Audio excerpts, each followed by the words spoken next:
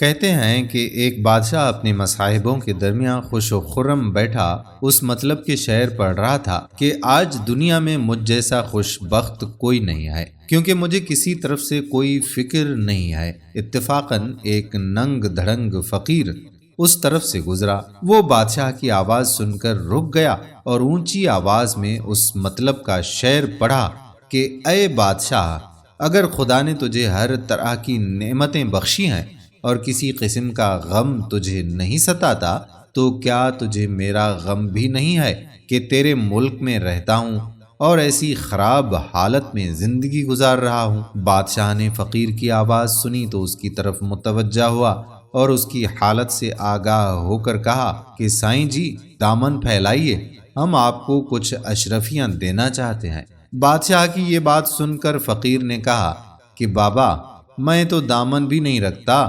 بادشاہ کو اس پر اور رحم آیا اور اس نے اسے اشرفیوں کے ساتھ بہت عمدہ لباس بھی بخشا۔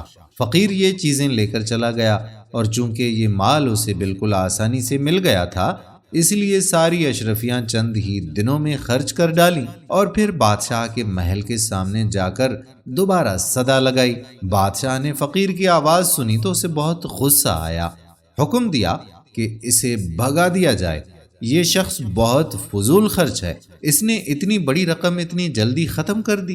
جو شخص دن میں جلاتا ہے شمع کافوری، نہ ہوگا اس کے چراغوں میں تیل رات کے وقت۔ بادشاہ کا ایک وزیر بہت دانا اور غریبوں کا ہمدرد تھا۔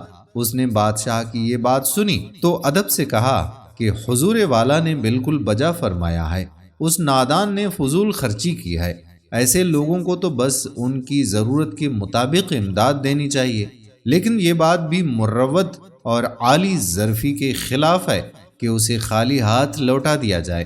حضور اس کی بے تدبیری کو نظر انداز فرما کر کچھ نہ کچھ امداد ضرور کر دیں۔ تو دوستو، فضول خرچ کے پاس دولت کی مثال اس چھلنی کی سی ہوتی ہے جس میں پانی نہیں ٹھہر سکتا۔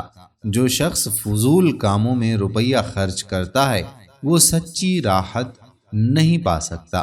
امید کرتے ہیں کہ ہماری یہ چھوٹی سی کہانی آپ کو پسند ضرور آئی ہوگی۔ آنے والی ویڈیو تک اپنے میزبان قادر بخش کلہوڑو کو اجازت دیجیے۔ اللہ نگہبان۔